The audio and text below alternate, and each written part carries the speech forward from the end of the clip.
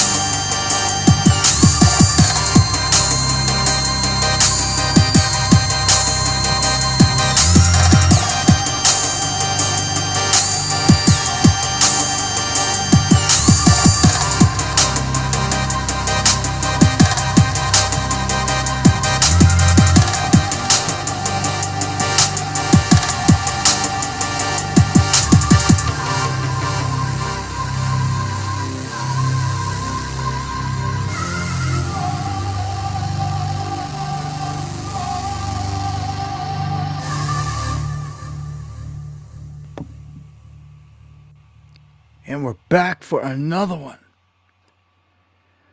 Underground World News Live. Here on this November 5th, 2025. Let's get the mic check in. In a much love, good evening. Thank you, Steve. Thank you, Steely.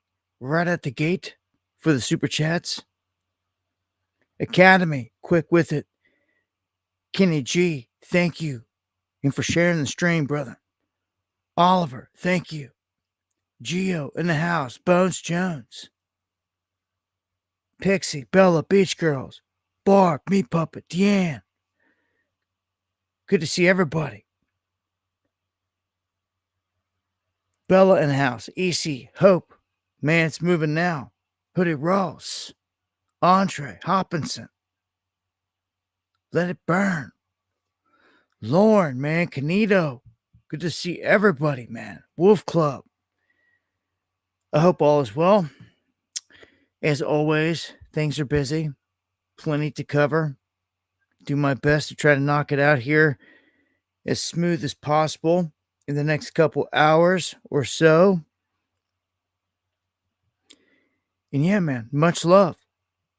I hope all is well. If you got anything you want to get to me, dabu7@yahoo.com is the email. If you want to get my attention, you can at me in the chat at dabu77. Lights it up in red. Lets me see it a little bit better. Thank you, mods, for holding it down. Thank you, anyone that shares the stream, and also anyone that supports the channel. PayPal's, Buy Me Coffees, Super Chats, all appreciated to the fullest. I'm going to get this thing going. We're going to start off up in space real quick with an update. I want to clear a few things up here and just let you know what to expect here within the coming days or so with incoming CMEs. We have a strong geomagnetic storm predicted now. This has changed. It's been upgraded since I put out a video on this. But the stronger they are, the more potential for a grid down type of situation. So the sun hurled another CME toward Earth today. This one looks like it will be a direct hit. It was the M75 class explosion from the active 4274 sunspot region. And in total, we've got 3 CMEs that are going to graze Earth in the days ahead. So it's jumped to a G3 class geomagnetic storm between the 6th and the 8th. We're saying, it's going to be a 1 maybe. When it hits 3, this is a huge uptick. Level 3 here, that's capable of blackouts, like straight up, and like affecting grid components. We've seen it in the past. So what kind of set this whole thing off is, well, number one, we're at the top of a solar cycle. Then, at the top of the solar cycle here, we're seeing a lot of activity. And we just had 2 X flares. Basically, a double X flare event pop off, with one of them being a 1.8 that came from the 4274 region. The southern flare was kind of behind the sun's limb. And if they can't really see it, they can't get an exact bead on the magnitude of the eruption, so to speak. This has been the problem with some in the past. And they like to have a straight on view so they can see what's going on with the burst. So they can look at everything and they can calculate the intensity of this thing. But the biggest one on record was like an X45. And it came off the limb just like this one is. May have even been the other side. But it was right around the edge where they seen it go off, but they couldn't see the entire thing go off. So they never really knew what to label it. Well, now with newer technology and going back and running all this stuff, they're saying it was an X45. So that's the big dog. They say the Carrington event was between that and an X80 when it hit. So I think past few years, maybe there was X20 something that hit. You start to climb up there in the X's, you got a chance of a grid down situation, especially if it's a direct hit. So that's it for that. I will update on the next stream. If that'd be on the 7th, we'll be right in the middle of that activity. We'll see if we've got any good auroras. I'm going to say so. That's the one thing they didn't mention there. The auroras are going to come down to southern latitudes. You're going to be able to see it really well, I'm sure. Again, I'll update on Friday. But moving on here to a quick look at the weather coming in. I don't always cover this unless there's something kind of significant in here that we should watch out for. Hurricanes, I don't know, crazy cold snap coming down that people are not going to expect. This is going to bring, no doubt, the first freeze of the season for a large area. And I'm going to tell you this, by this Monday coming up, at least in my region in the Midwest, it's going to be like highs in the 30s, lows in the 20s. It's definitely going to be a hard freeze. And it's going to rebound after that. It looks like in my area back up into the 60s and kind of what it is now. But just saying, this cold snap rolling in, dropping down in from Canada. I mean, it's to be expected. We are walking into winter, but natural gas futures extending, surging. You can see there on the chart. And you can also see on the other image there, just a whole eastern half of the U.S. going to get hit by this. So everybody's going to feel this. They're going to feel the chill roll in. Yeah, we'll see what happens here. So just get ready. That time of the year. I don't know what they're going to throw at us. Here, as of late, they've been saying it's going to be a mild one. We'll see. All right, on to some updates here of some more recent events.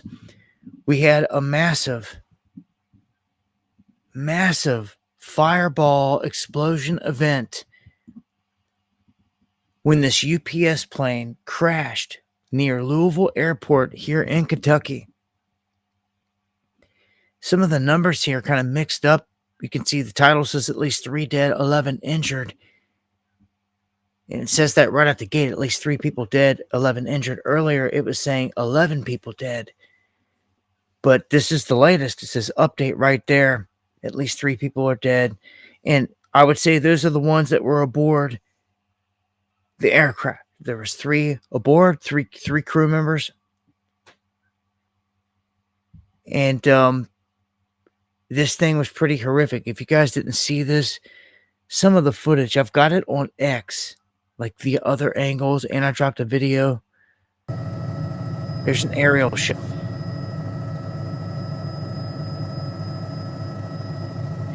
You know, this takes me right back to what I've said before about it would be nice if some of the land or the property down from the runway was owned by the airport, because we've been seeing this more and more. Right after takeoff, they need to emergency land and there's nowhere to land, and they go down into buildings or whatever. It just seems, I've said this many times now, if this was implemented, several crashes could have possibly not been as bad, or crashes at all. Meat Publicist last he heard 7 dead, conflicting reports, but either way, RIP to all the souls lost. This was just crazy. Here was a view from far away. You could see the plume of smoke was massive. It tore through several different buildings. Now we're hearing, we're trying to get down to the cause of this whole thing, that the left engine fell off. That's crazy. Oh, man. Just, all right, I'll just go over here and pull this up real quick. I just recently put this out. Let me see here. Pause this, blow this up the screen so you guys can see it. It's going to come right in. Like here, any second, you're going to see come into frame the aircraft. And this is a wild angle shot right here of the whole thing. So volume up, back it up a bit, and get ready. It happens quick. Here it comes.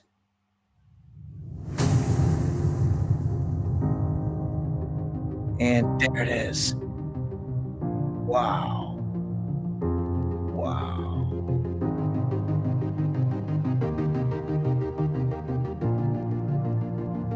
And you can see the people running out of the building. The truck backed out and took off out of there.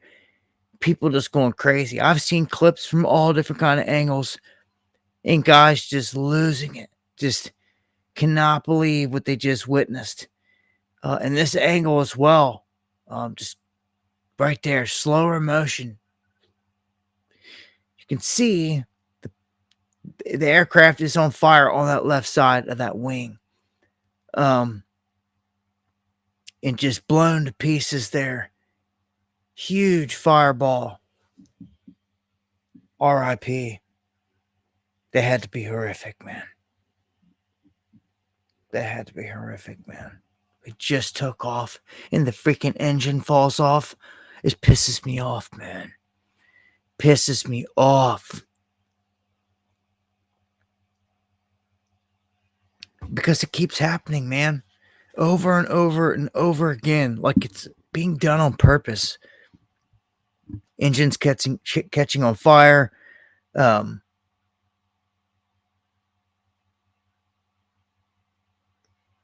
It clipped the power line there coming in.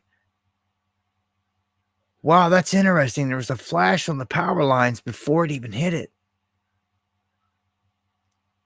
Back here, slow motion. Right there. Right there. Right where my mouse is. You're going to see a flash on the lines, and that's just odd to me. Why? Right there.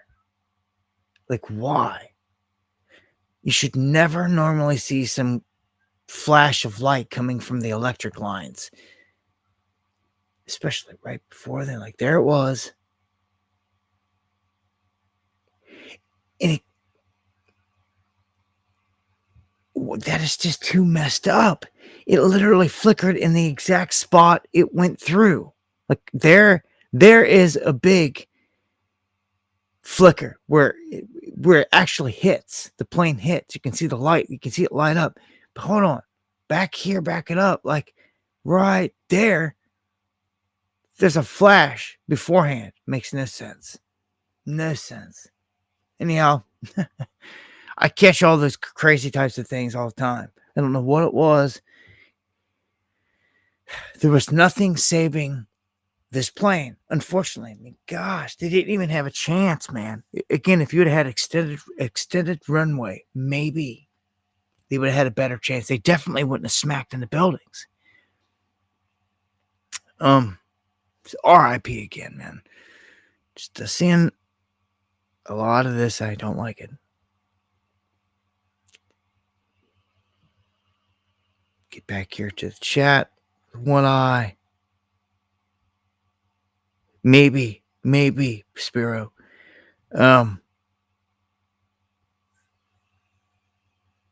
Just something caught my eye. And just feel for the people that go down in these flights, man. Crashes in planes, man, are horrific. Horrific. I've had a couple dreams in my life of just that. And some of the worst dreams I ever had because they were so real. And I don't know. That's why I also don't fly. I'll drive. Although I've flown after those, I just sucked it up and I flew by myself for the very first time I ever flew. Heck, the very first time I was ever on a plane, it was on a small Cessna, and I was like a young kid, and I flew it. There's 2 sets of controls up front, and like he told me what to do and all this stuff, and I did it all. And we flew, and I landed us and everything else. It was crazy. On to the escaped monkey story. This is a wild one. Because this happened before, yes, it happened in Pennsylvania. And when this was first put out, they said there was a mix of stories. They said that these things were infected, COVID, hepatitis, all this stuff. And then there was a big retraction to that later saying, oh, no, they're not. And then there was kind of a back and forth.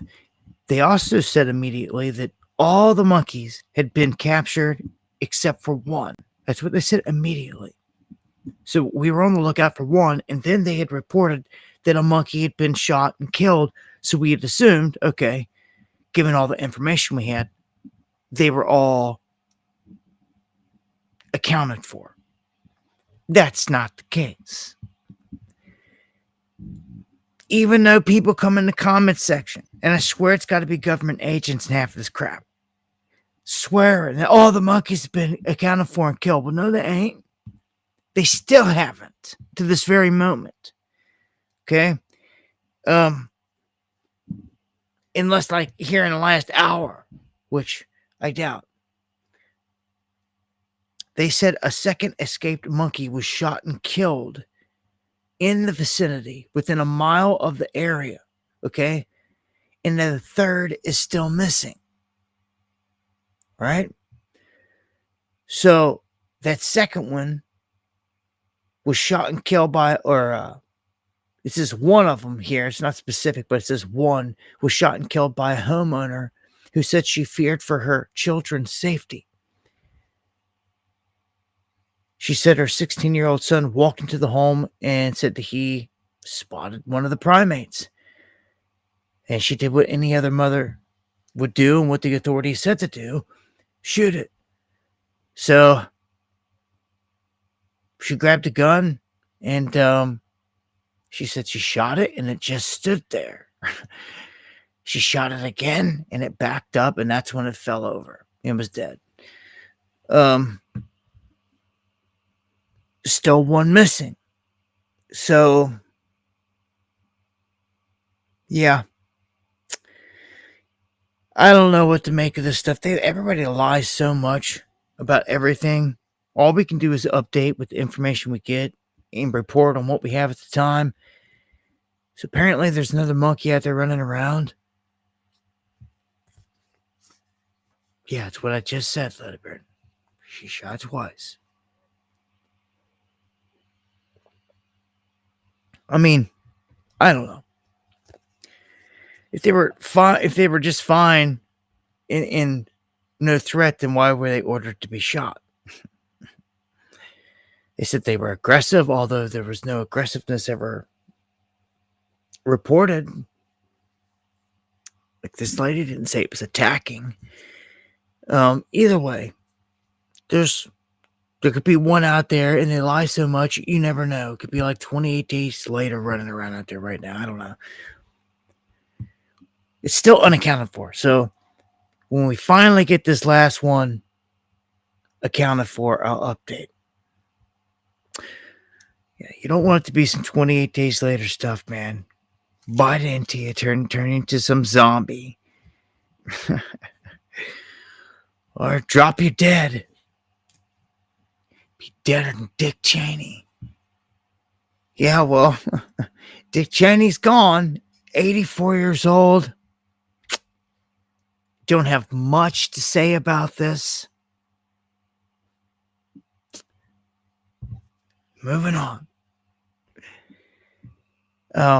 We got 2 more arrests in connection with the Michigan ISIS-inspired.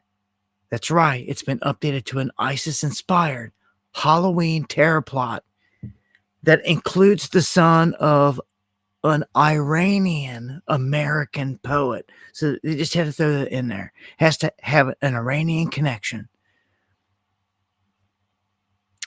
And they say that 5 suspects, including 2 20-year-olds and 3 young men under the age of 18, were arrested in the nation's largest Muslim-majority city of Dearborn. In Dearborn, you remember, look at where this is going. They've brought all this to America. And when this Mamdani just won this whole election for mayor, and some people trying to downplay it and say, oh, he's just a mayor. It's nothing. Oh, yeah, it's nothing. It's nothing, right? When he's going to turn NYC into the next Dearborn. But that's nothing, right? Some people are just stupid. Absolutely ridiculous. When you've got Sharia law rolling into town, off of people's heads and everything else, like, I don't know. Some of you just going to find out the hard way. sitting around doing nothing. No one wants to get up off their tail for nothing, but just wait till this comes to town. Then what are you going to do? They're going to bring it to your town. They know you're going to sit there and do nothing.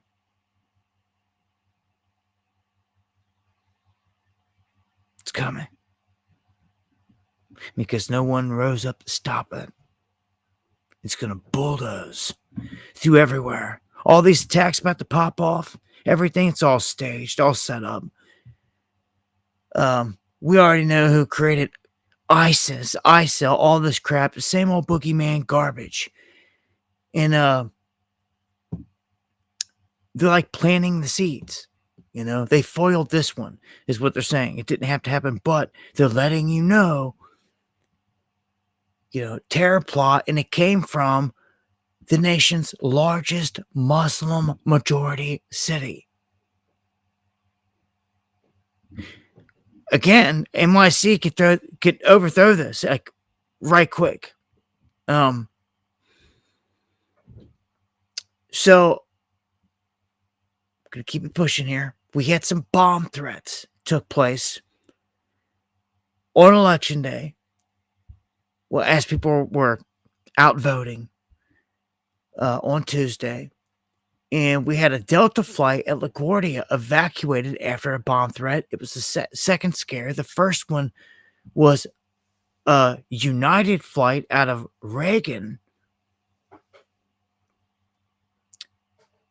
Just out of nowhere, all of a sudden, a ton of these bomb threats. And on top of it, not only 2 flights get bomb threats, but 7 different counties in all their polling stations inside of New Jersey get bomb threats. Closes the sites, forces closure of them.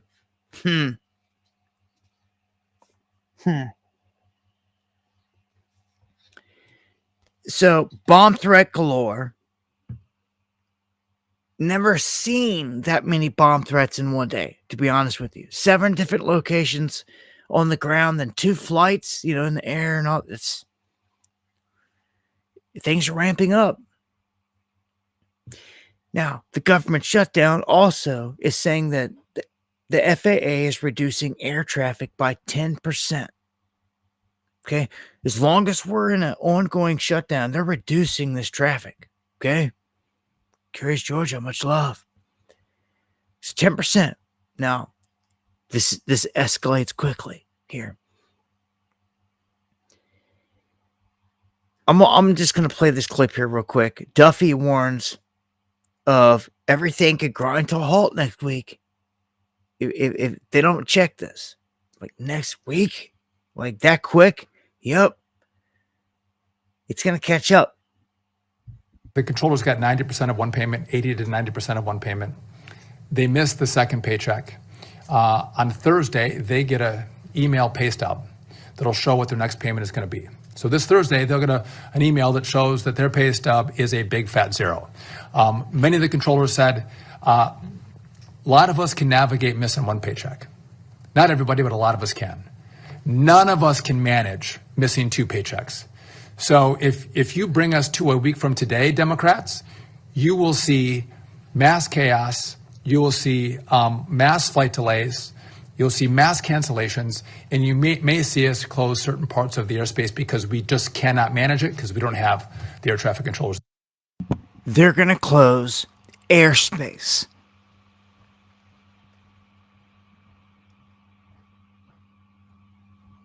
This is like people.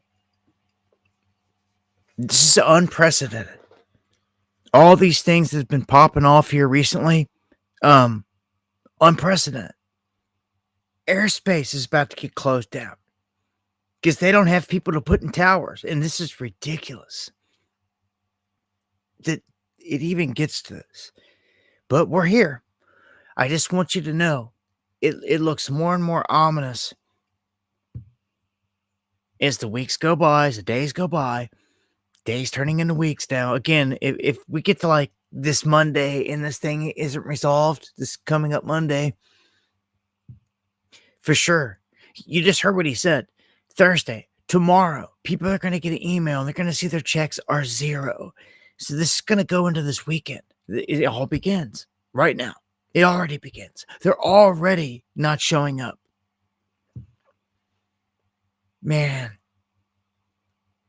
this is nuts. There's already been huge travel chaos, nightmarish in Texas and New York and all these other places already.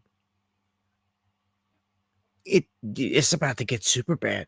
I hope that you're not having to fly or go anywhere here this week or so. For real, cannons, much love. What's this one say? Travel chaos at major airports as the shutdown reaches a record 35th day. So let's look at IAH Airport in Houston. Look at that. It's packed. Slammed.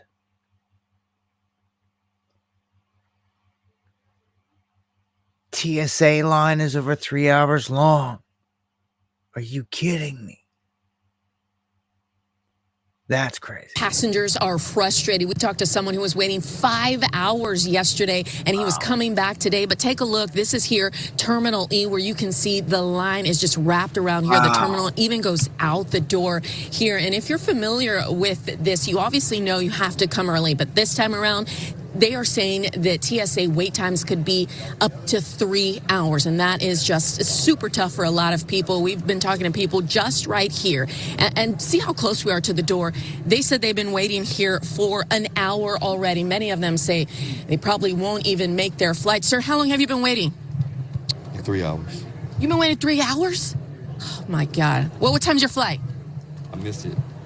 Oh, you missed your flight and he's getting another flight now. Well, that is what they are making sure that people can come early so that doesn't happen. TSA wait times will exceed up to 3 hours here at Bush. Only TSA checkpoints at terminals A and E are open for passengers. And if you're flying United, you need to check your luggage at terminal C and then go to terminal E by walking or taking the subway for security screening. And over at Hobby Airport, TSA wait times may extend beyond 1 hour as fewer screening lanes are open. As you said it, TSA agents are simply not showing up because guess what? During a government shutdown, they are not getting paid.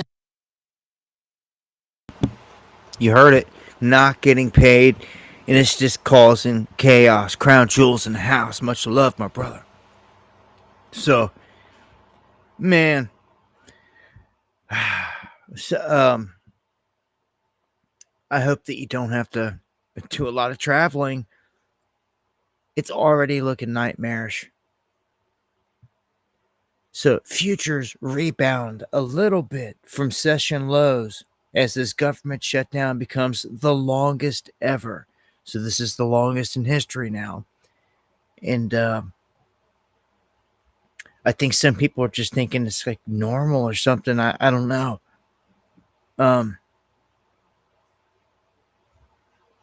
Yeah, it's a record. Longest in history. You don't think there's not a bunch of extra agendas attached to this? I'd say so. I'll come back around to that here in a second. I want to point out where most of the homelessness is in this country. The average when it comes to a state is 227 homeless people per 100,000 residents. Now that's an average. Some of these higher numbers, help definitely make that average. You could see Hawaii is at the top of the list, followed by DC. New York, which who knows what that number is going to do. They're not too far behind Hawaii and DC here. New York, they're at the very top, the top three. Then there's like a big drop off down to the 500s, and you've got Oregon, Vermont, California, Massachusetts, Washington, Alaska, Colorado, Nevada. Those are all above the average. Below the average would be everything from Rhode Island on down here. But yeah, man, Hawaii, DC, and New York really feeling it. And they say consumer squeeze is hitting home renovation because the charts are showing that spending is like bottoming out, deteriorating home improvement just across the board. No one coming in spending money. And you've got shares of this Trex company, best known for its wood alternative. It's plunged. And they're saying it's plunged the most since the dot-com bust.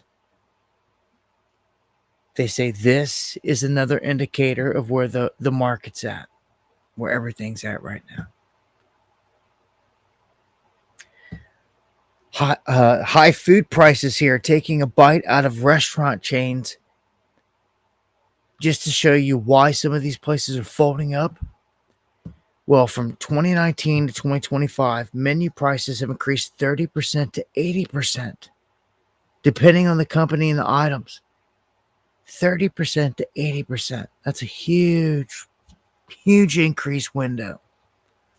McDonald's, for example, has seen prices spike by 40% on average since 2019.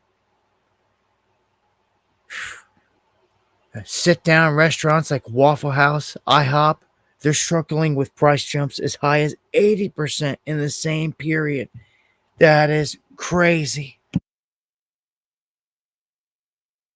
That's just 80%. I mean, next thing you know, you're at 100. So they say the popular burrito chain here, Chipotle, has increased prices by 70% in the last 5 years. The company has made headlines after the stock crashed 21% in the past week. Whoa. I told you, man. You start taking out 20% chunks every week on in, week out, you know, it's going to add up. And the next thing you know, your bag's going to be sitting pretty empty. That's just a big one. Wingstop has been hit hard. Shares down 26% over the past year. Shake Shack down 20% in a year.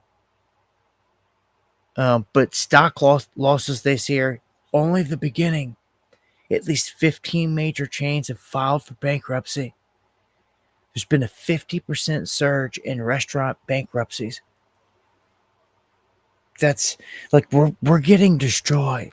We're getting systematically destroyed. It's crazy. Some of the biggest revenue losers include this list for this year. KFC has lost $250 million. Chipotle, $150 million. Popeyes, $90 million. TGI Fridays, $100 million. Hooters, $80 million. Denny's, $40 million. Papa John's, $30 million. Subway and Hardee's, looking at $10 million to $15 million. I mean, nuts. Burger King has lost 4 major operations since closing 377 units. Denny's closing 90 locations. TGI Fridays, 100 locations. Jack in the Box, 120 locations. Applebee's, 30. Hardee's, 145 locations. See Hardee's. Wendy's, 72 locations. Popeyes, 30 locations. Up to 20,000 job losses expected from restaurant closures in 2025. It's decimation. It's like they're taking a wrecking ball. Everyone's just sitting there. Get it? Yeah, most of these places are not real food. Been saying that for a long time. Wise thing would be to start growing as much as you can of your own food. Look at this here. U.S. household debt hits a record 18.6 trillion as student loan defaults explode. So it's right there. People can't afford it. People are in default. Everything, credit cards through the roof. We've reported on auto loans. They just recently pulled back. The Fed pulled back the points, so hopefully people can start getting loans for houses. But it may be too little, too late. Everything going through the roof. Everyone is delinquent. Bankruptcies through the roof, like I've been telling you. And then on top of that, whatever's left, like company-wise, like the warehouses, they're replacing the people with AI. Like, this is terrible. As bad as it gets, and it's just getting started. It's going to get worse every year. This, to me, I can already see it. This is going to mean that in every single place, stop and think about this for a minute. Every workplace, everyone is going to start to realize that jobs are getting hard to find and hold on to. And then even within the company where AI is getting implemented, like people are getting chopped. I've already told you the one example many times. Place had 353 people and AI got brought in, and a year later, 350 people were gone. That is insane. Staggering. Communities of people losing their job. Like the whole neighborhood. It's insane, man. Here it is. An abrupt sentiment shift rocks Gen Z. Well, it's not just Gen Z. And I've been trying to stay on top of these numbers and show you where everything sits on these shows, because it makes a difference. We need to know where we sit and where we're going. And restaurants warning of spending drops as student loan default again goes through the roof. So the banks are looking at these numbers saying no one has anything in savings. Everyone's spending everything that they got. They're tapping into savings and wiping it out. And then loans are going into default. Places are going bankrupt. Man, and defaults going through the roof. Then you've got more Americans asking if college is really worth it. Well, after everything I just showed you and have said, I hope you realize it's a scam. By and large, so many people I know caught in this. That's why the default just exploded. What do you expect? When jobs get wiped out, it's a given. Just sit back and wait. And they're probably like today. They're like, oh, there it is. Look at the charts. There it is. There's the explosion we were looking for in defaults. Yep, we wiped out jobs, and there it is. That quick. You heard what the guy just said that video. And those were government people getting paid some high money. He was like, most people, some people in this room, they can make it through missing one paycheck. But 2 paychecks, he's like, nobody is going to make it. That's a pretty crazy warning to put out there, because it's coming up like this week, as he said, like it's about to happen. I don't know how it's like applying pressure on the wound. Like, they know people are flipping out right now, but this one talks about recession. Could the next one be around the corner? Well, I'd say so. I'd say Trump's leading us into it, and the reset that they're looking for is going to happen within it. So Trump declares that the SNAP benefits are on hold.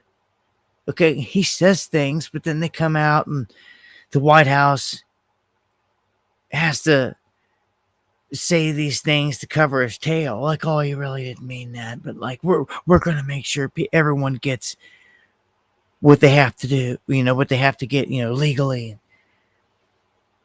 So Trump was threatening. He was trying to threaten and say that, look, you're not going to get SNAP until the radical Democrats open the government. He's trying to play, hard with it. And so now Schumer and Jeffries are demanding a meeting with Trump to try to end the shutdown. Why now? Why right after elections? Yeah, we're like in the beginning of a depression. I feel you there. It's not depression yet. I would say we're in a recession already.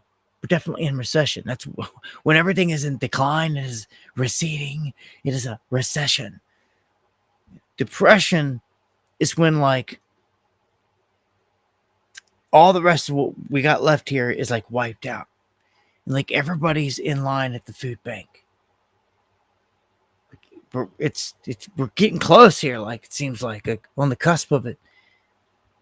Just wait till certain sectors really start to fall to AI. It happened throughout these coming years more and more. By 2030, it's wraps. Time's flying. 5 years are going to go by like this. And then what? They're going to stick you with Gavin Newsom, AOC, or J.D. Vance? See it from a mile away. Or I know some out there are saying, oh, Trump third time. I don't know what they're going to do. It doesn't matter. Does it really? It doesn't matter what puppet it is when they're pushing these agendas. So they're demanding a meeting. I just find this odd because, the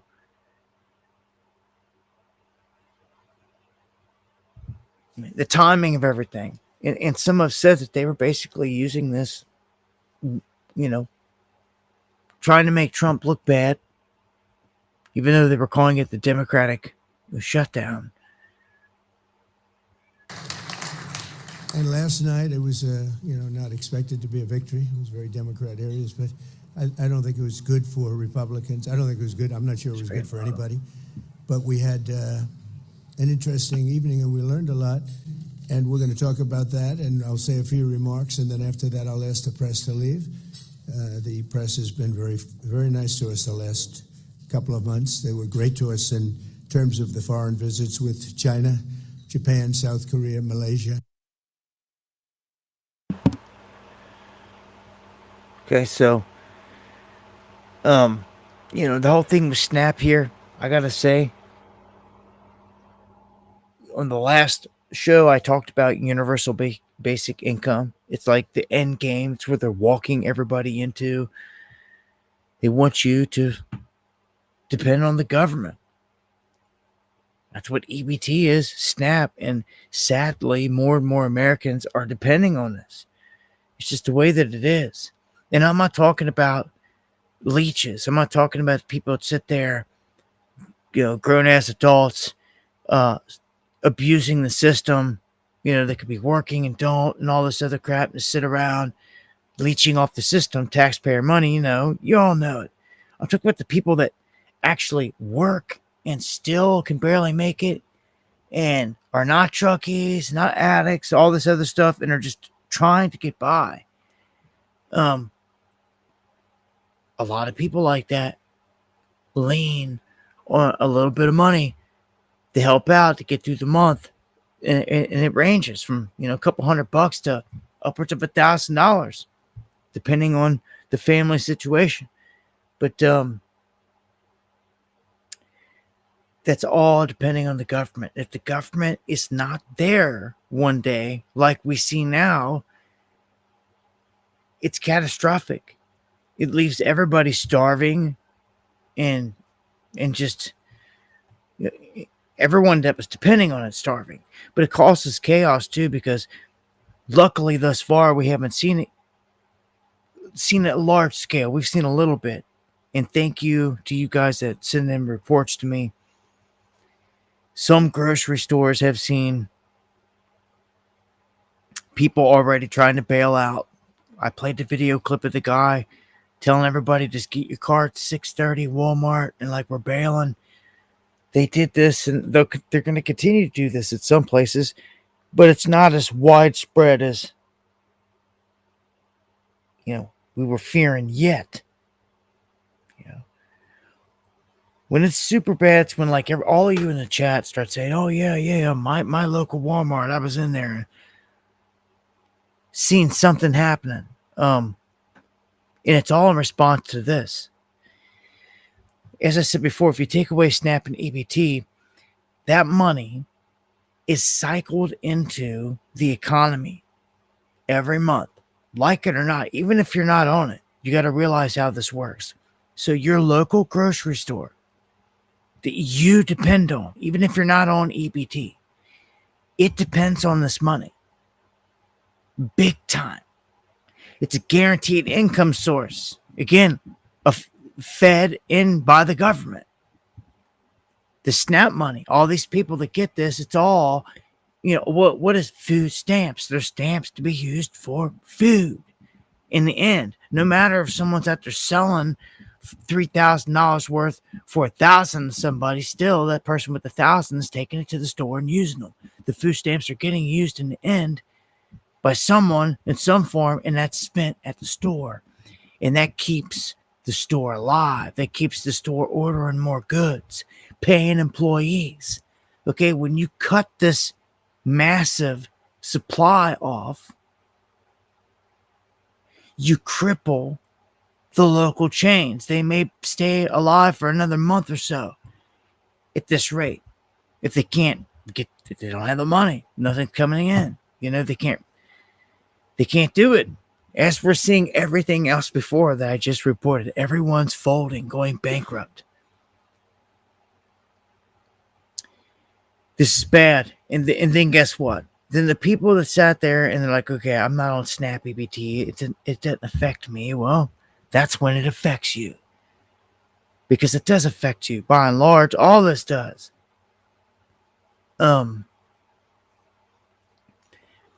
This is bad, man. I don't know where the help's coming from. Only chance I see us having is people have to get up and start voicing opinions and being adamant about it and really doing it. But I don't see none of that, like nowhere. More likely to see chaos because that's what they like. All right. And I think that this story right here is pretty crazy because it says a lot. One little K and it's the end of America. When it comes to charts, and you can see that this chart looks like a K right here. What this means is two things. The black line is the S&P 500 going toward an astronomical bubble top. The blue line, total job openings. Total job openings tanking, going down. This is ever since the implementation of AI. Okay, the dotted line shows when ChatGPT launched in November of 2022. The moment it launched, these two crossed and went polar opposite directions.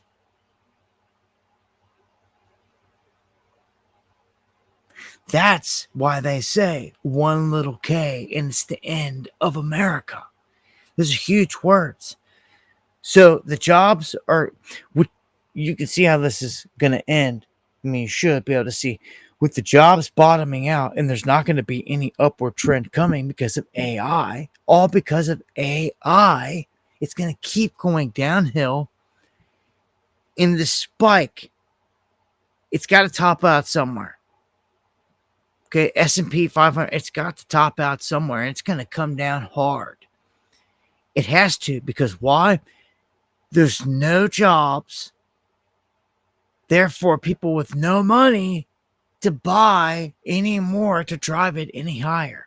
Here recently, it's been a lot of the big dogs either jumping into cash or pumping up the stocks. We even seen Elon doing it with Tesla, bought it like over $1 billion to pump the top.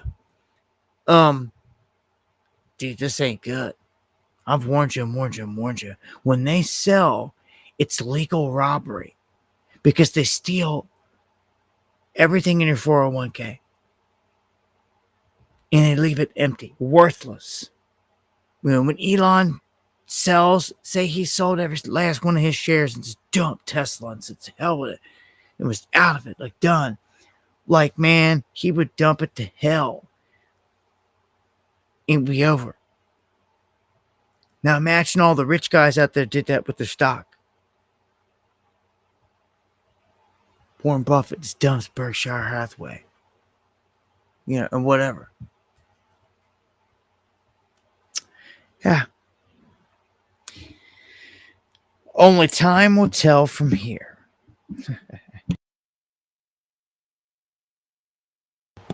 All stars are pointing to 2026 as the beginning of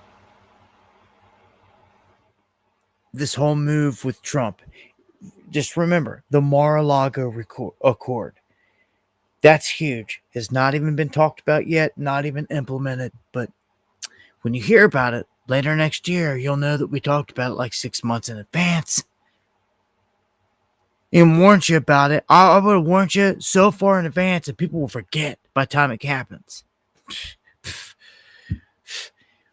Here's Diddy in the prison yard, in there with a former NBA player. He's apparently laughing it up, high-fiving it at Fort Dix, and telling everybody that Trump's going to pardon him in 2026. He'll be out, just a few months. He's going to ride this next few months out. And he's all smiles, like he's going to be out at the beginning of next year.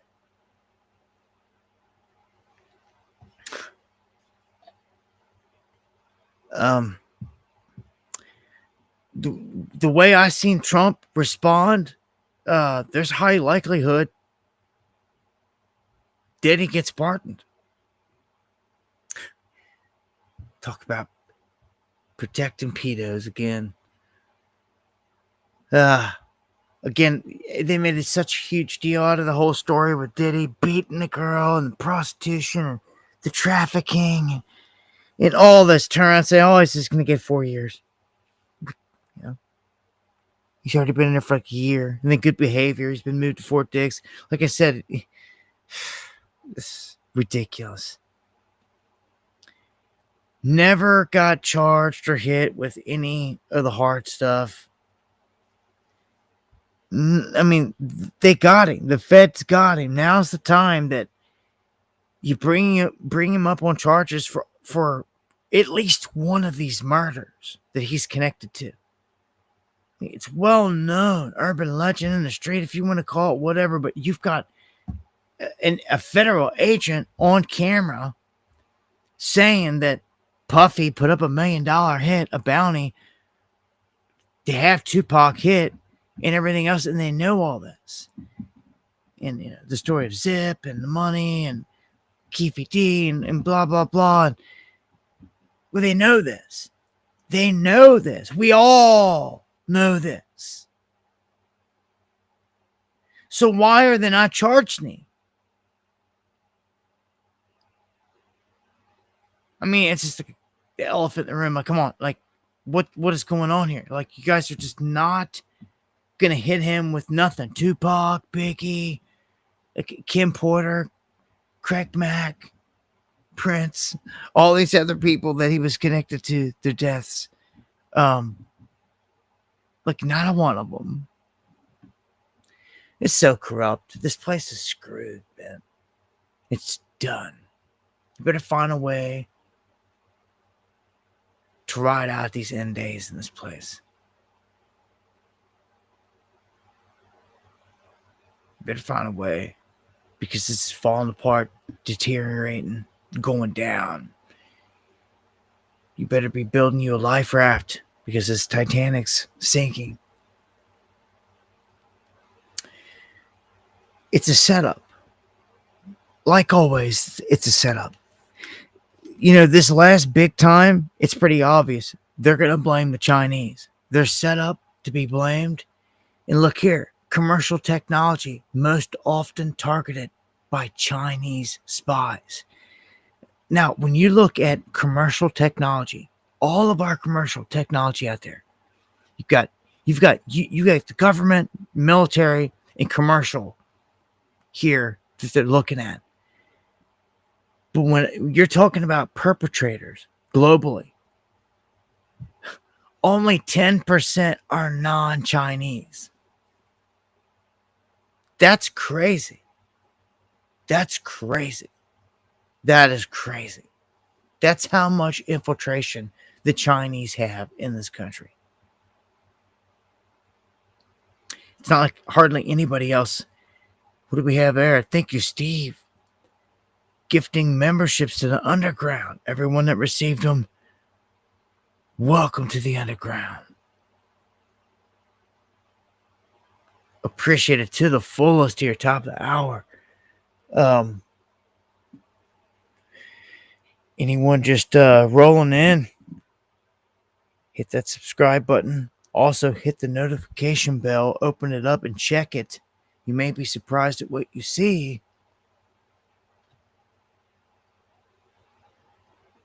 A quarter of Americans now believe political violence is justified.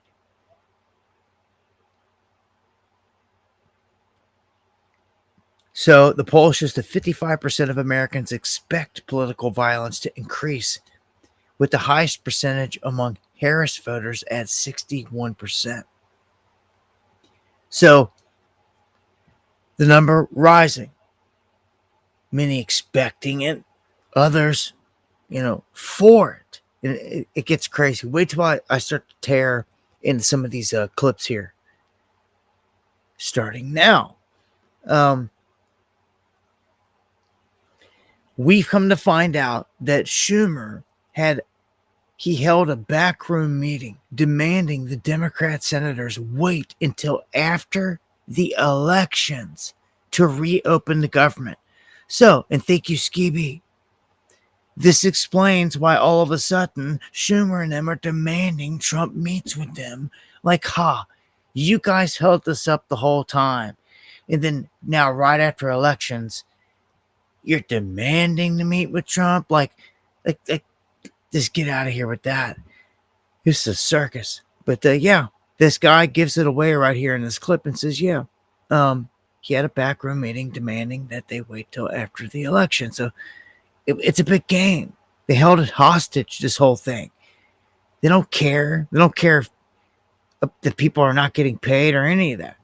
But let's see now if it actually happens. If they try to milk this out another week, put the pain on some people.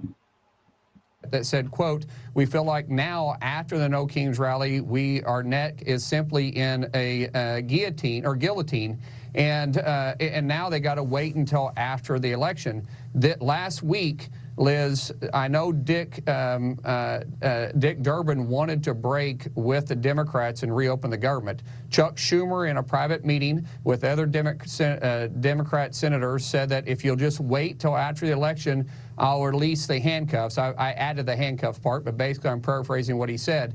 The reason why is because they're afraid their base wouldn't show up today in Virginia, New Jersey, and in New York. So it's been about politics. It's never been about policy. It's been about holding the American people as leverage points, regardless of the damage they cause to the livelihood of these individuals. But elections are more important than the Dems because why? They know their polls is at the very bottom than it's ever been for the Democrat Party. Yeah. And Q City Lady. Much love, fam. Welcome to the underground. So, I mean, dude, it's like blackmail. They were holding this whole thing hostage. He just told you right there. They're waiting till at least these elections. They knew it the whole time.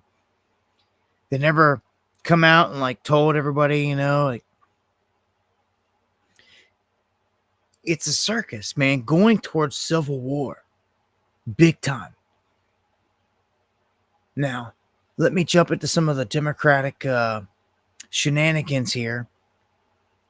The political shenanigans, should I say, but a lot of the Democrat candidates here, mayors, governors, they're all in some kind of crap. Like, as you're going to see here, this Democratic Louisiana mayor indicted for using the city's funds to solicit prostitutes and to pay off his personal legal debts. Yep. This Democratic Bogalusa, Louisiana Mayor Tyron Z. Truong, going down, they busted him for doing these things, and that's just one. We've got crazier stuff. We've got this Minnesota Democrat state legislator that just won the mayor election, admitting that she is an illegal alien. How does this work? How is this happening in this country? I'm going to play you the clip right here. She admits that her parents did something and blah, blah, blah. Either way, she's illegal. She admits it, but she just won. She's mayor. Like, this is crazy. Because his mother had died.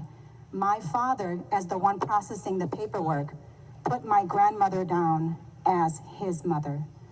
And so I am illegal in this country. My parents are illegal here in this country.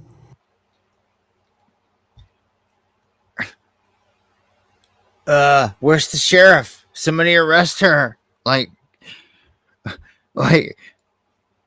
where's ICE? Like, Sharia law next. Like, not where I'm at. You know, if you're living up in one of these stronghold locations, then maybe, but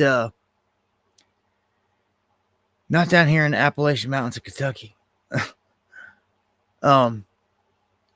Check this one out.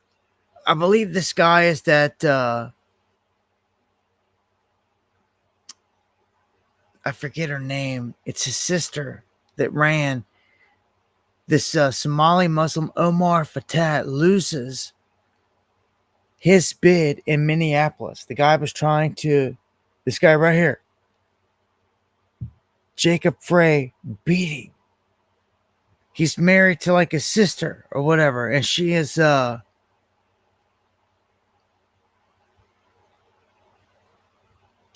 forget her name, but you guys should know who I'm talking about here. This I believe this is the guy, right? Either way, he lost in Minnesota, so people ain't got to worry about that. But thank you, Steve Dabu, for president. I appreciate that to the fullest. Mamdani wins New York with a pro-crime, anti-business, free money platform. Insane.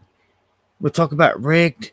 We'll talk about, like, it's about to be horrific in NYC. So he immediately declares war on President Trump, war on capitalism, war on traditional American values. And yeah, he's bringing his Muslim, socialist, Marxist ways in here that goes against American ideology and freedoms. And you know, when you want to start forcing, especially some of the religious stuff on like the women, like is everyone going to have to, all the women going to have to cover their faces in NYC? Like, how far are they going to take this? Is it going to become the number one stronghold? Outshine Dearborn at this rate. He has intentions to freeze rents, okay, to make buses free, universal child care, okay, and a lot of this comes right out of the Socialist Manifesto. He calls himself a Muslim democratic socialist, okay, and he's obviously the far left's man put into place here. I'm gonna play this piece so you can hear him kind of talking his talk here. Here he is. Standing before you, I think of the words of Jawaharlal Nehru. A moment comes but rarely in history when we step out from the old to the new, when an age ends and when the soul of a nation long suppressed finds utterance. Tonight we have stepped out from the old into the new. So let us speak now with clarity and conviction that cannot be misunderstood about what this new age will deliver and for whom. This will be an age where New Yorkers expect from their leaders a bold vision of what we will achieve, rather than a list of excuses for what we are too timid to attempt.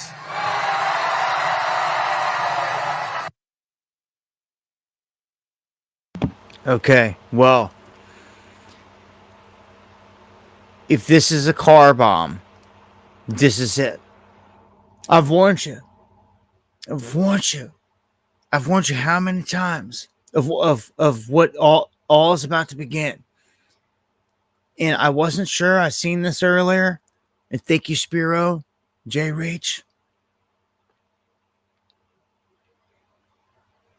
A vehicle explodes in the Bronx, injuring multiple firefighters. And what did you just say there? Hold on. Scroll up and see, catch some details of what you just said there, Spiro, one more time. Went off in NYC, injuring 6 firefighters. Okay. So no one was killed, but a lot of injuries here. And here's the clip.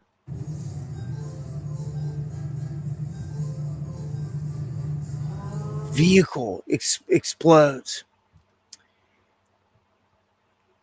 Well, we're just gonna have to keep our eyes peeled on that stuff, right? So Mom Donnie in there saying these things. Here's this threat against Trump. If anyone can show a nation betrayed by Donald Trump how to defeat him, it is the city that gave rise to him.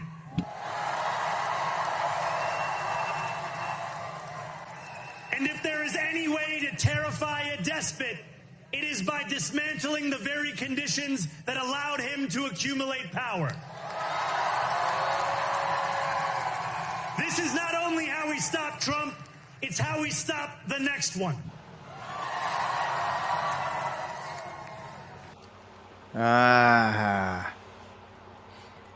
This dude, no way. No way. I decode what he just said. Like, because before he even said we stopped the next one, I'm sitting there thinking, like, well, you can't stop Trump. This isn't gonna stop Trump. No matter, nothing you do in NYC is gonna stop Trump. Trump has made Trump's at the end of his life, man. It's late in age, like he's done made all his bukus of money, and like there's like nothing this dude's gonna do to affect Trump at this point. like major, like massively. But what it will do is it will stop any other person that wants to come along, and make money in this land of the free through the system we've had thus far. It's gonna remove that opportunity. And he just said it. He can stop the next Trump. Wow. No. Next Trump, that's not how I say it. You're gonna stop any other person that tries to succeed. Now, let me explain something here. So Donald Trump, do you know how he plans to pay for all this? To pay for all the socialist ideas? They're going to raise the income tax on the rich and all this stuff. And what this is going to do, a lot of people have warned us, is it's going to run the rich out. And when you run the rich out, and you're left with nothing low income, it turns it into what we've seen every other. Look at Cuba. Look at any other socialist place that has been driven into the ground. Here's Trump trying to say, I'm not even going to play it. Trump says, though, that let me play this one. Yeah. Mr. President, your beloved New York City may well be led by a communist soon, Zoran Mandami, who in his nomination speech said he will defy ICE and will not allow ICE to arrest criminal aliens in New York City. Your message to communist Zoran Mandami? Well, then we'll have to arrest him. Look, we don't need a communist in this country, but if we have one, I'm going to be watching over him very carefully on behalf of the nation. We send him money. We send him all the things that he needs to run a government. And by the way, they get about 3 times what you get, Ron. If you look at the per capita, Florida gets 1/3 of what New York gets in terms of the numbers. Why don't you give us those numbers? Yeah, well, because that's what we should send him. Yeah, well, like sometimes people say Florida gets more because they count Social Security recipients, but that's not money to the state. Those are seniors that live here. If they moved to North Carolina, you could count it there. So it has no interaction with the state government. They get more in the city and state governments than we get. Right, substantially. We're going to be watching that very carefully, and a lot of people are saying he's here illegally. We're going to look at everything, and ideally. He's going to turn out to be much less than a communist. But right now, he's a communist. That's not a socialist. I've always said, we will not have socialism in this country. In the speeches, I said, well, what? They skipped socialism. And you got a lot of them like that. He don't care. What's he doing? What's he going to do? This is all bullcrap. It's on Trump's watch. All this is going down. You've got police state rolling out. You've got potential Sharia law strongholds going up in this country. The biggest city in the United States of America and that the world has ever seen, NYC, has now been seized by this character. And to me, it symbolizes where they're taking this. They're already, I'm sure, packing this place. People flooding in. Where we at here? We got Jay Jones fantasizing about people getting killed. It's crazy. If you don't know who that is, well, here, hold on a second. Let me get to this. Let me play these clips first before I get to that. There's concern on the left that this may not even be what we need, like even they see it. They're like, hold on, like. Scott?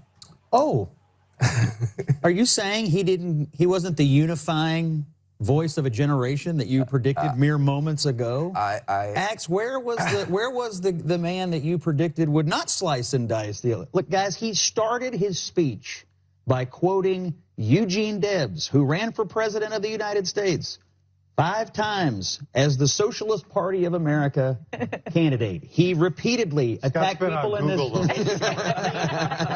I know my socialists. I keep a close eye on them. Yeah, I work here. So here's the thing. This is garbage. They're all just sitting here laughing around, left, right, two wings of the same bird. All right? Anyhow, this dude right here is Jay Jones. He just won the AG in Virginia. He is the Attorney General in Virginia now. Okay? This guy is on record saying that he supported the assassination of Republican candidates and their families, including their children. Openly on record. Listen to this. So I just got a poll, just came out last night. Got it when I got up today. This is really going to not sit well with you. And a poll was sanctioned by the John Reed for Lieutenant Governor campaign, so I got the insight on it. It hasn't been released yet. But here's the one number that is going to make you sick to your stomach. Here's the one number. When Democrats in Virginia were asked, did the text that Jay Jones sent to a colleague calling for the assassination of, at that time, Republican Speaker Todd Gilbert, his wife, his kids, hoping his kids would die in her arms so she could suffer, calling for police to die so he could get policy on qualified immunity. When asked the question, are these texts disqualifying for your candidate for Attorney General? 7% of Virginia Democrats said yes. 93 said no.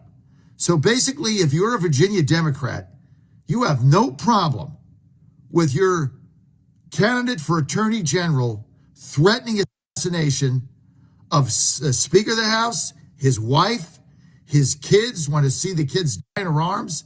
We have to see cops die in Virginia. Only 7% reject that. Let that sink in. Yeah, let that sink in.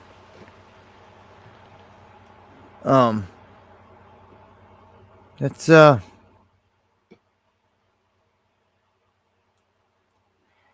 there has to be a line in the sand. You can't start. It's a lot of talk. It's a lot of, to me, it's a lot of talk. Ton of it out here, and these stupid people make these threats on social media. No one ever does anything. No one ever follows up or does anything. So it's just a bunch of hot air. People make these threats on social media, then they get a visit. I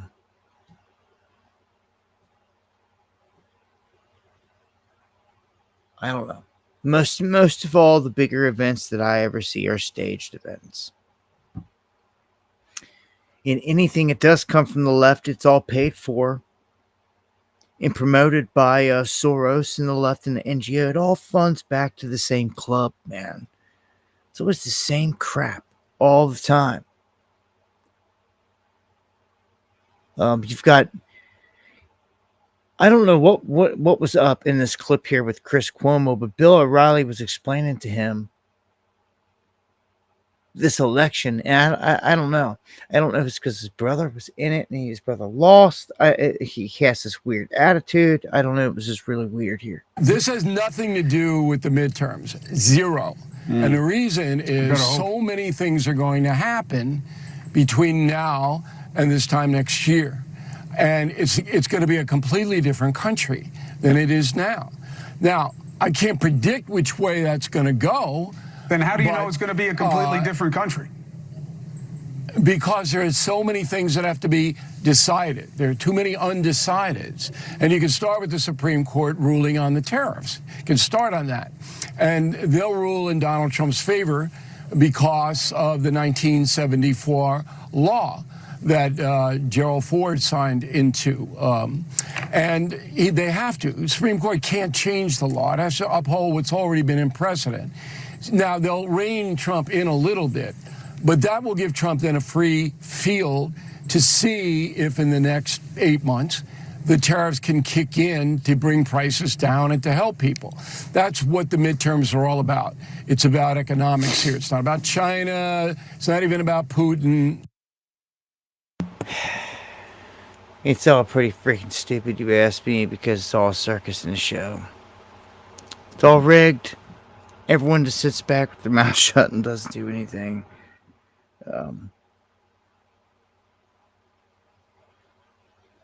It's depressing. There's never nothing. We sit around hoping something to pop up, some kind of something, some kind of event, some kind of gathering, something. It's like everyone is just not going to happen. I don't know. That's why I try to hold events when I can, but I don't know. Me, something so much bigger. Everybody is hopefully learning and seeing, what's happening here. Sadly, I feel like it's going to stay like this until they lock this place back down, and then it's game over. I could sit here and I can warn and I can warn and I can warn all the way up to the day it happens. It's like, really, though, very few people actually are preparing for that event. Here we go with Soros again. We've got Trump just here this past week saying, yeah, we should have him. We're going to take a look into it. We got him on RICO. Yeah, RICO, I think. It's like, oh, you got him on RICO. Well, then, go get him. Arrest him. He's in New York. He lives in New York. They know he's floating around different places. They know he's been doing this for years. We've been digging up dirt on him and exposing him doing this for years and years and years. They surely know. And he's been funneling money to this Mamdani. This is a huge network, and I'm not so sure anything's going to happen here. I mean, the Clintons were just supposed to be going in and giving depositions, and out of nowhere they stepped up and like, oh, we can't make it. We're going to postpone, push it back, and we don't know when. We don't know when they're going to be doing anything. And it's just like, hold on.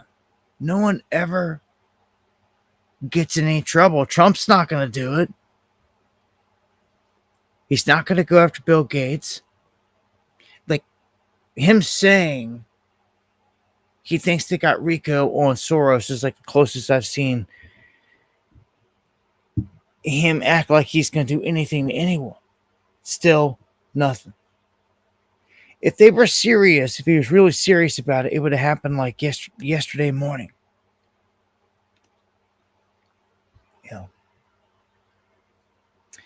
We'll play this clip here real quick. This is a reminder of how this Mamdani style socialism always ends in disaster. I said on the angle that for all intents and purposes going forward, she would be the thought leader of the Democrat Party. And now, 6 years later, I think this has all come to fruition. Tell us, in your view, what this future Democrat Party looks like under AOC, Mamdani, and the rest of their socialist/Marxist/communist pals. Well, historically, socialists always come in after capitalists have made prosperity, and then they offer an improved prosperity. They never come in after Pol Pot or Mao or anybody else because they know it doesn't work. And it's contrary to human nature. People like initiative. They like pride in their property. Some people like to work a lot and get compensated, some less. It gives you that freedom of opportunity. And then the society at large benefits, Laura, from all these millions of agendas and ideas that improve if people are free to innovate and to take experiments and risk. But when the state monopolizes all of that, it's contrary to human nature, and then it has to be repressive. So all of these social experiments, even if they're democratic, they end up repressive. And at the worst form, it's no accident that the greatest mass murders in history were Mao and Stalin, 30 million, 60 million, and they were radical communists. And even people like, Hitler, National Socialist Party. In our modern era, it took Margaret Thatcher a whole decade to undo the 40 years of socialism that had wrecked England after the war. And we saw it in Venezuela, we see it in Cuba, and the symptoms, Laura, are always the same. Talented people who can help the economy, who are successful, are demonized. They flee. People who want things for nothing come in. There's open borders. They destroy personal liberty, and they stamp out any dissent or criticism. And there's always an elite, the billionaire Castro brothers, Chavez and Maduro. They always are never subject to their consequences, their ideology. Here in California, we are becoming socialists. So, interesting how he explains look, these are blue states, and Democrats were supposed to win. Hold on a second. So I wouldn't. He mentioned how they always swoop in right behind prosperity, trying to act like they're going to bring better prosperity. Well, what do we have here?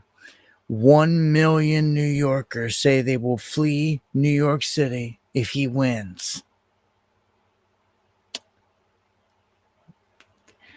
It's 1 million people packing bags right now. Renting U-Hauls. Selling things. Selling homes. Changing their life. Leaving the state.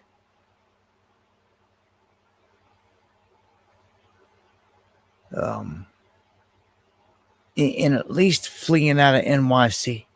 It's going to stick, possibly still stay in New York, but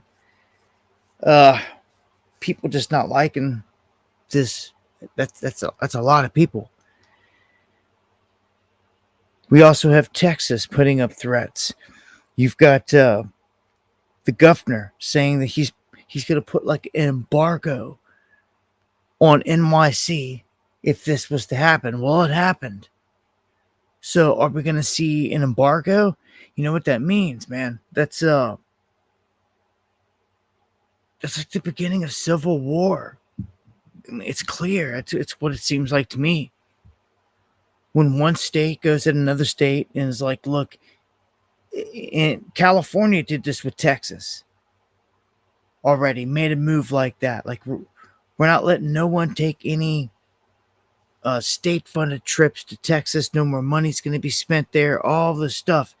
And remember, that's where everyone that was leaving, Elon and Rogan, everybody that fled California went to Texas.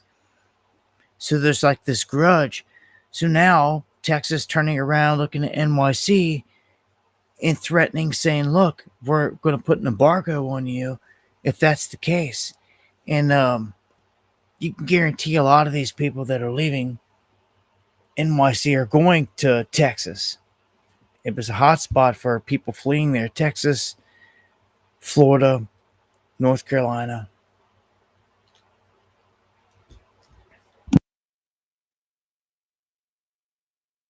So, I mean, 1 million people plus fleeing. We'll see. We'll see what happens here in the coming days and weeks, months ahead.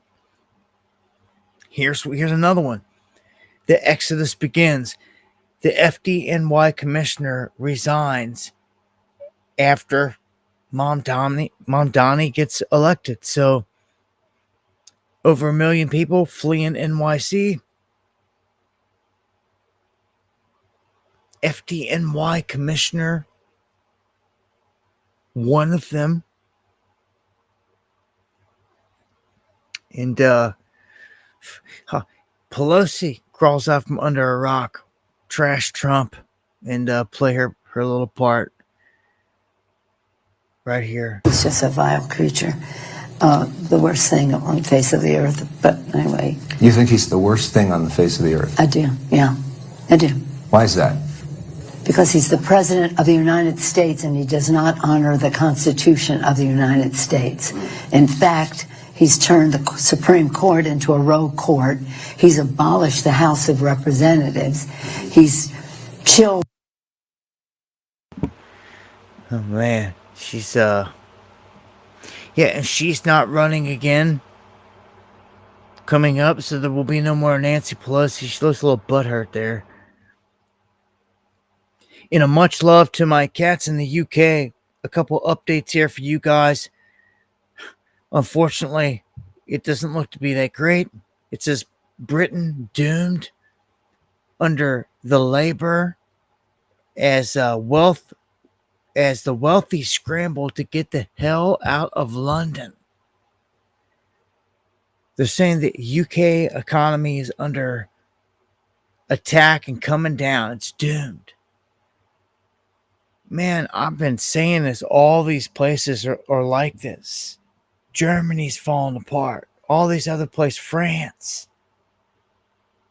Here. I mean, they're all falling apart, man. Every single one of them are in a crisis mode situation just like this. And you also got a situation in the UK here where the Justice Ministry is all under fire because they're letting migrants go, criminal migrants. And they're trying to act like, oh, it was a mistake. Well, it's happened multiple times and people are getting pissed.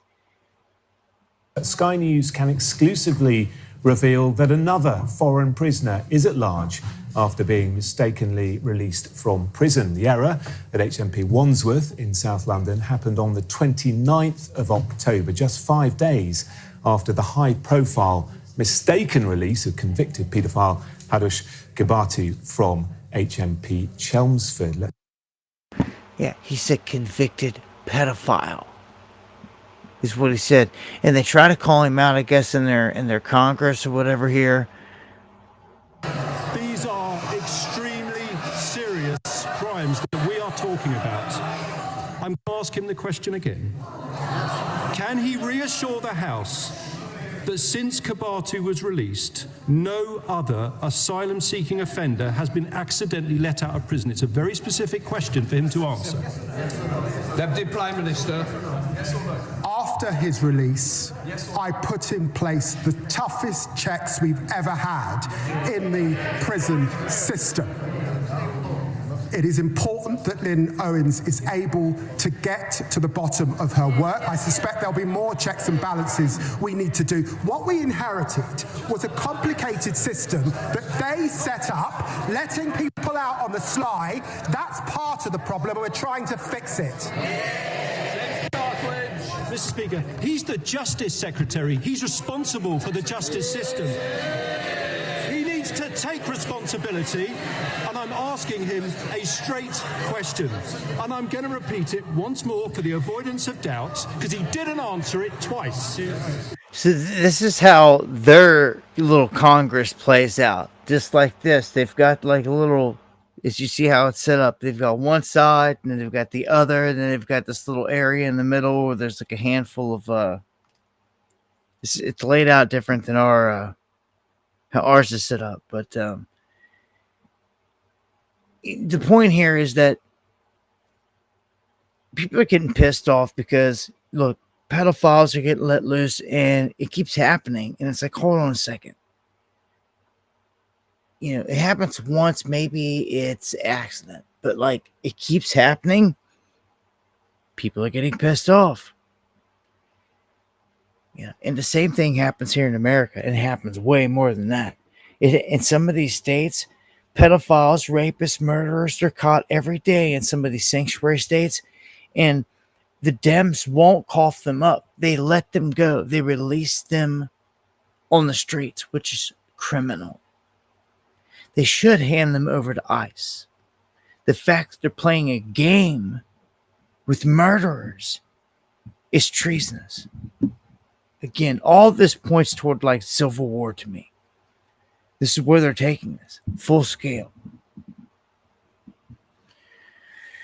Yeah, well, let's get some updates in here real quick on the world stage and a couple of these war fronts. We've got a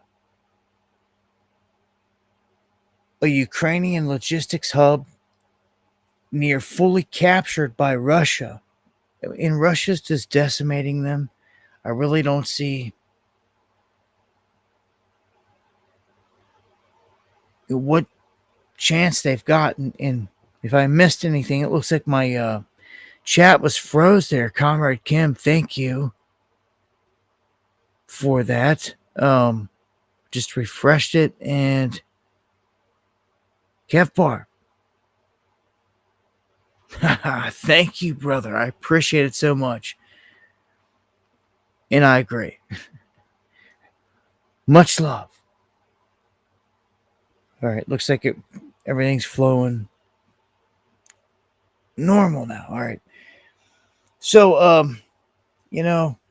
I get sick of reporting on the same old crap sometimes, this back and forth war crap. Like it's never ending. They want to act like there's going to be peace, but not. If there is peace, Trump's got to get the accolade, the credit for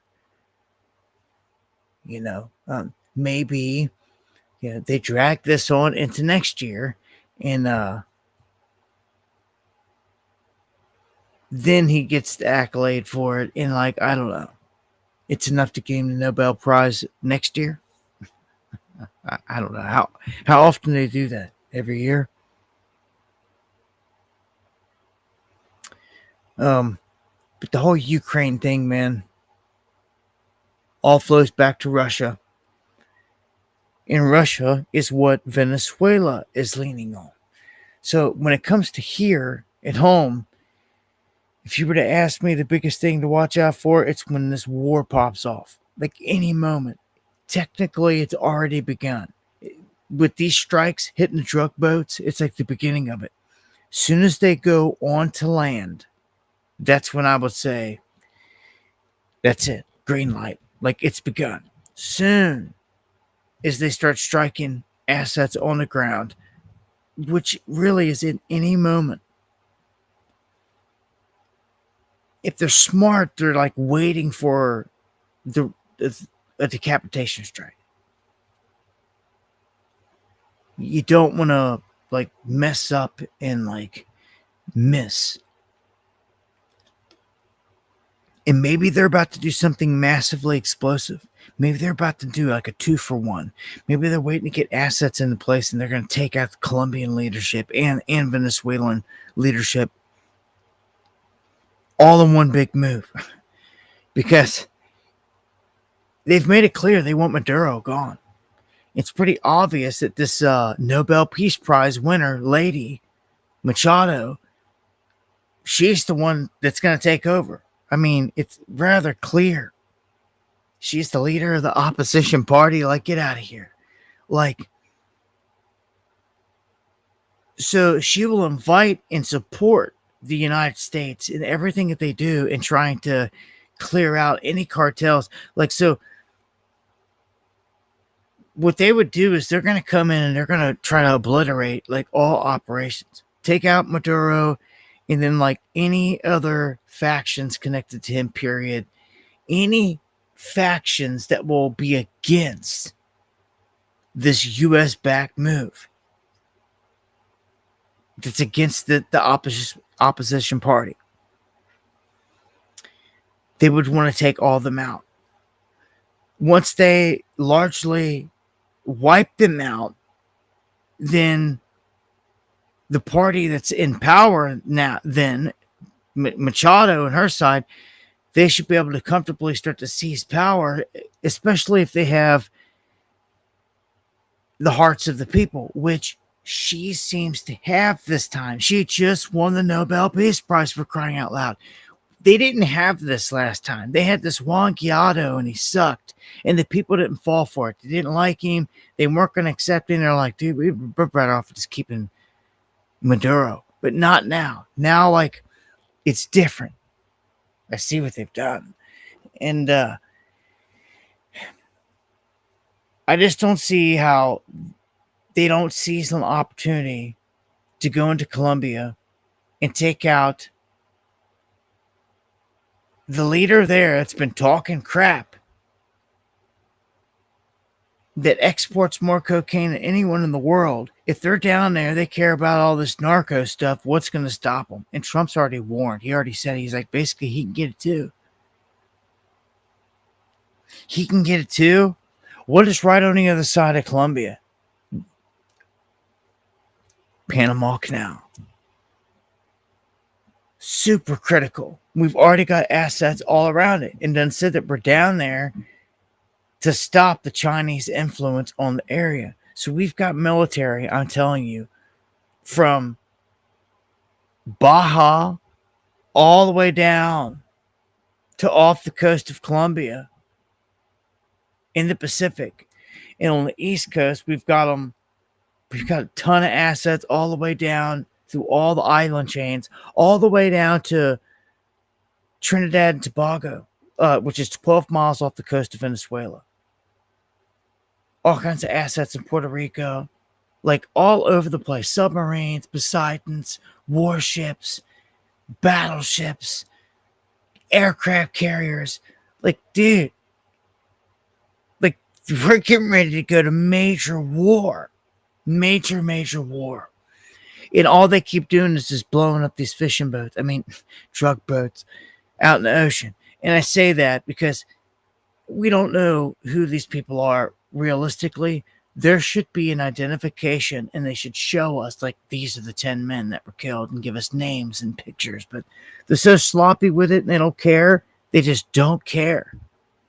Well, the people are not holding them accountable. The people are doing nothing. People are just sitting there docile, as they always do.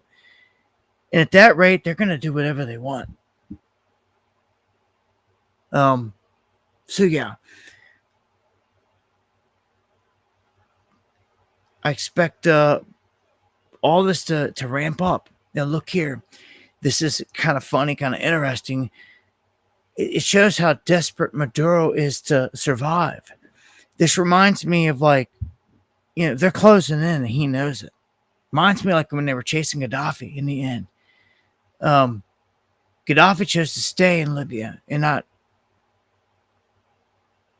you know, he stayed, he fought in his home country. He didn't run like a bitch. He took on the beast right there, even though the beast came for him. Who can wage war with the beast? Oh, Maduro? Huh?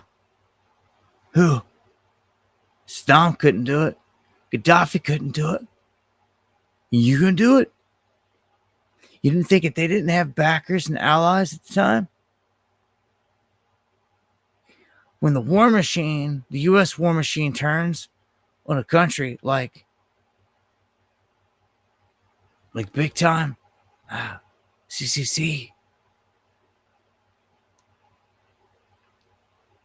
Hey, thank you for the comment. A snitch app is very interesting to me because this is asking everyone to report everything they see and they hear.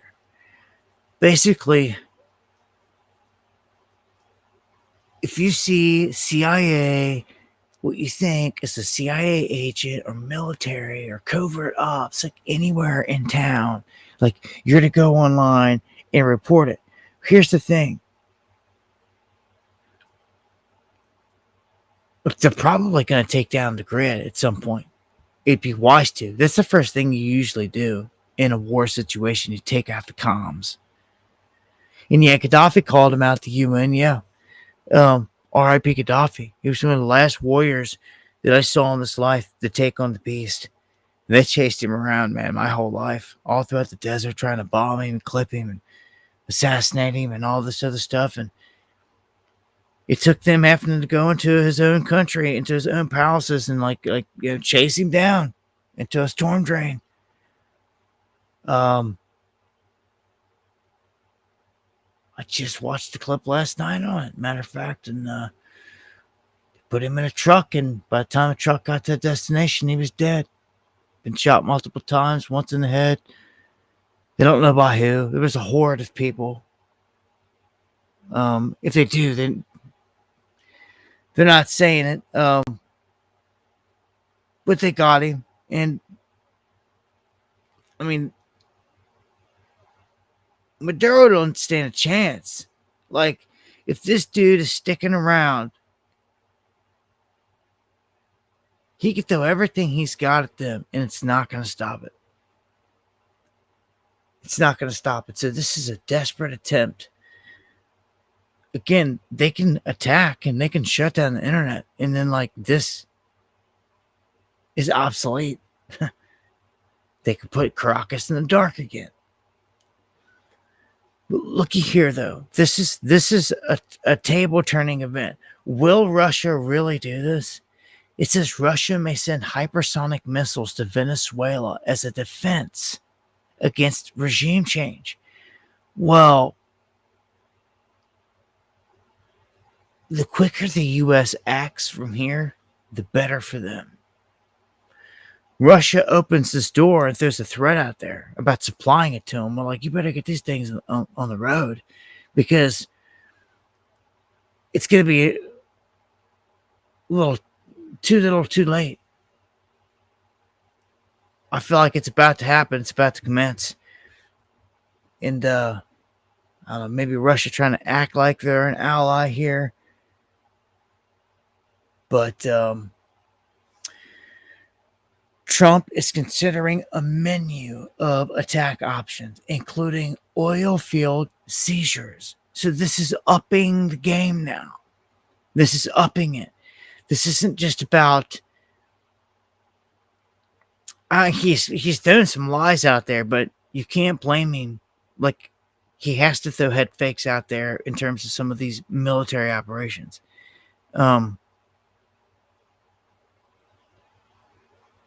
He has to act like he can't give away the whole thing. Any move, to be honest. And the fact that he was talking and just came out and he was like, I'm not saying nothing from here on out. That tells me that they're about to make a move. And now they're openly saying that they're talking about taking over oil fields. Well, then that makes a little more sense now, because it's kind of like, what have they been out here waiting for?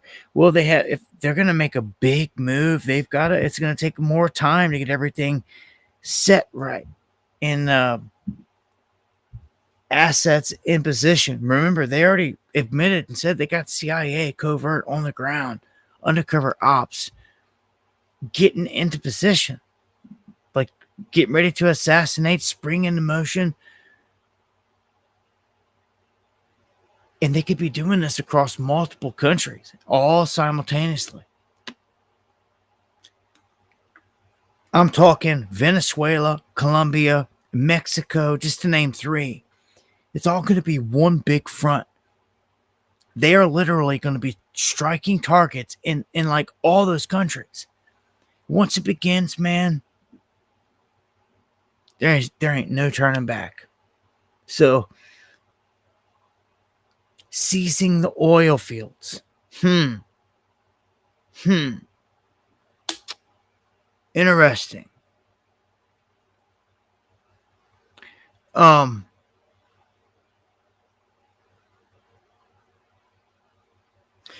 I don't know, man. This is like, this has the potential to be like the Iraq War, like right here on our doorstep. Venezuela, like right across the Gulf of America.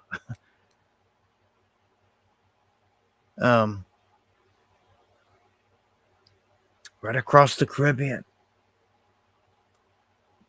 You know, it's with missiles and Russian-backed missiles, they can hit us easy. Will he do it? Well, if he's going down, who knows what he would do? When someone's getting cornered and they're about to kill you, who knows what they'll throw? I don't know.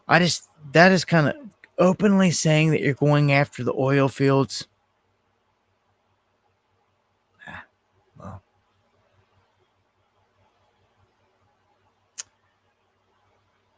All right, and we've got just put it like this, end it here on the home front tip like this. The cartels control tribal lands in California. And these are lands that the government don't really go in and occupy or do anything. So the cartels have struck up deals with the Indians and the people in these tribal lands, and they're growing tons of marijuana, they say there, and doing all this illegal stuff. And it's a hotbed, a spot where they're coming through. So you may see some action here on this front where the feds go in on this property and try to do something. That's what it seems like here to me. And they're saying it's a hotbed for the cartel activity. So it won't just be like the feds. I mean, this could very well be the military that rolls up in here. Anything cartel related can, usher in the military against it.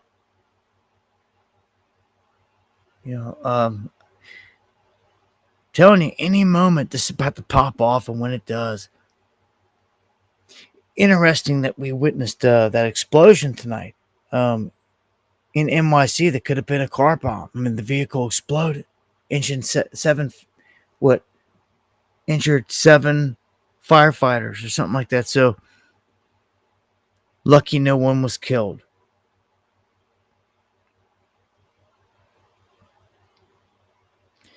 Oh yeah, the threats for Muslim takeover and Sharia law and all that, they're not going to stop. They're only going to amplify now. And you just watch what your government is allowing this place to get turned into. It's all part of the destruction of America. It was planned, plotted. There's books written about it. And it's known. So it's no secret.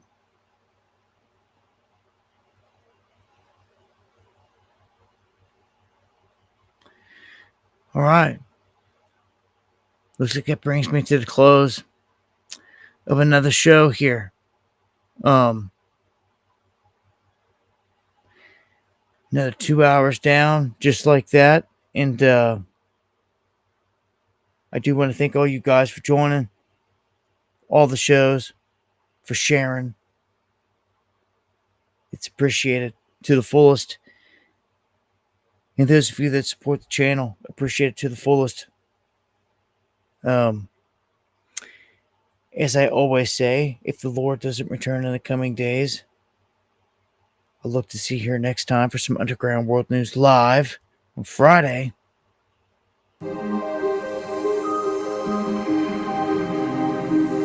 Much love, Pure Bloods.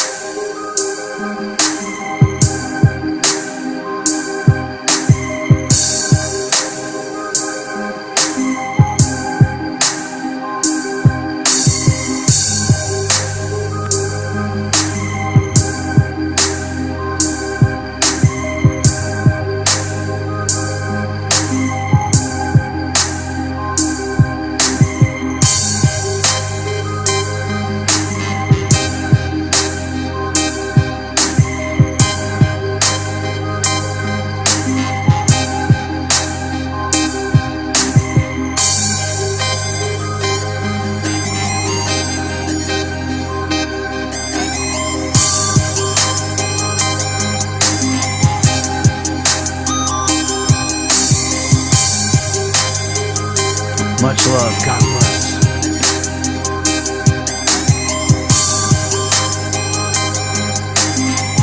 Thank you, Steve. Thank you, Deanne.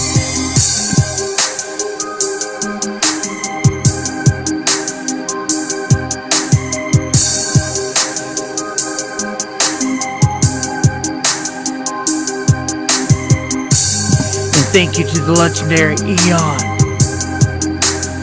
Coming through. The only coffees on the night.